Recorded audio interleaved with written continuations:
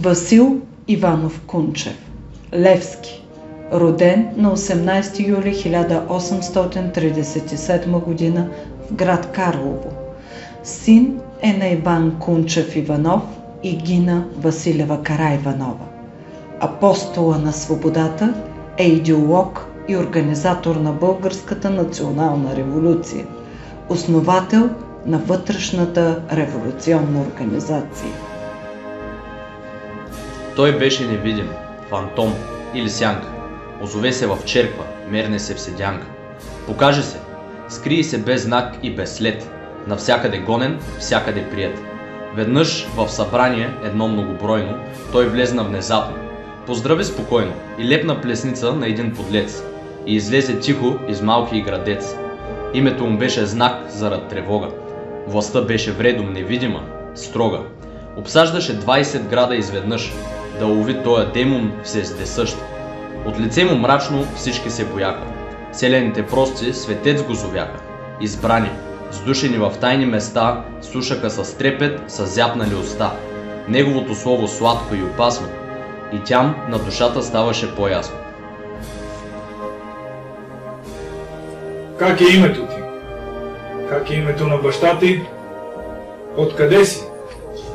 Какво е занятието ти? На колко си години? Васил. На баща ми Иван. От Карлово съм и съм на 26-27 години. Занятието ми е да давам надежда на българите и обикалях, за да им давам упование. Ти си организаторът. Ти си душата на тази работа. Всеки те сочи с пръст. Как е възможно всички да те познават, а ти никой да не познаваш? Според устава не ми беше работа да ги познавам. А те трябваше ли да те познават? Да, за да се срещат с мен, трябваше да ме познават. И откъде те познаваха? От Букурещ. Когато ме извикаха, за да ме турят в тая работа, срещнах хора от всички краища. Но те носеха маски. Само моето лице бе открито. Така те ме узнаваха и аз им предавах книжата. И какво пишеше в тези книжа? Не зная. Те бяха запечатани. Левски, стига си ни въртял. Ти си събирал хората, правил си комитети. Не би вътре да са влизали маскирани? Да. Имаме маски. Тук им паднаха маски. Но повечето от тях бяха чисти хора.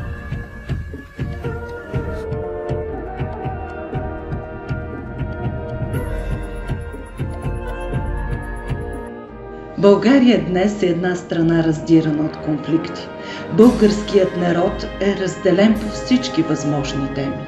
Имаме обаче едно нещо, което може да ни обедини, и това е Васил Левски. Днес е моментът, в който всички ние трябва да се замислим за неговото дело, но и за неговите идеали.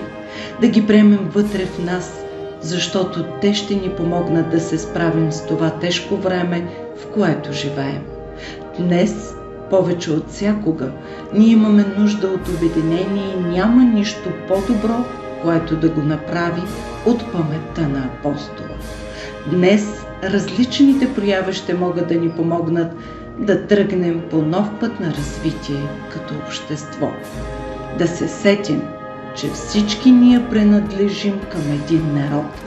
Възловата дума е заедно, както е във вярванията на Васил Левски.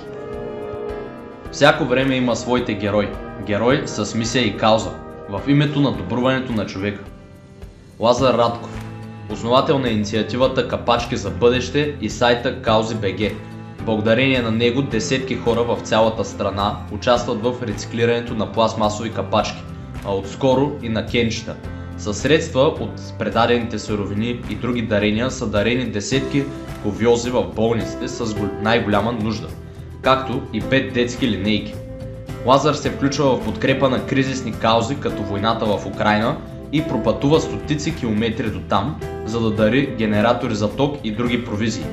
Пострадалите от наводнението в Карловско и от земетресението в Турция и Сирия също получиха помощ от него и сподвижниците му. Радков е пример за човек, който става известен, защото помага. Григор Димитров. Основаната от него фондация Григор Димитров получи финансиране в размер на 80 000 лева от фонда на Андре Агаси. По време на COVID-пандемията Димитров дари респиратори на болницата в родния си град Хасково и над 30 000 лева за училището там за изграждане на нови кабинети по биология и здравно образование. Също участва и в кампании срещу насилието над жени, информираност за ваксините срещу COVID-19 и в подкрепа на ремонт на болнични отделения. Владимир Ампов Графа, дългогодишен посланник на УНИЦЕФ, участва в много кампании и благотворителни инициативи. Дарява част от приходите от големите си концерти на УНИЦЕФ и на Avon за кампанията за борба с рака на гърдата. Питър Бербатов. Вече 15 години фондацията на Димитър Бербатов насърчава ученици с заложби в различни сфери да се развиват и да се стремят към реализирането на максимума на своя потенциал.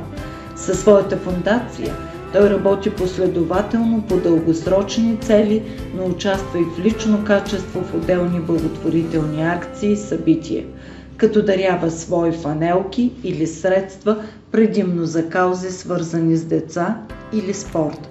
През 2022 година фондацията учреди свой благотворителен футболен турнир с кауза за децата. Бербатов се включва в различни инициативи и дарява средства за лечение на деца. Владимир Карамазов през 2021 година направи изложба с 20 свои фотографии и дари над 75 000 лева на болница по детски болести професор Иван Митев в София. Участва в кампанията Дари или купи изкуство за Украйна в подкрепа на пострадалите от войната. Посланник на СОС детски селища. Силвия Лулчева. Дългогодишен посланник на СОС детски селища, подкрепя фондация Заедно в час, Сдружение Аутизъм днес, фондация От другата страна, Българска хранителна банка и фондация Нашите недоносени деца, Българския червен кръст, кампании за донорство на Министерството на здравеопазването. Била е посланник на кампанията Продължавам напред за рака на гърдата и на временната профилактика, както и на походът на книгите. Васил. Занятието ми е да давам надежда на българите и обикалях, за да им давам упование.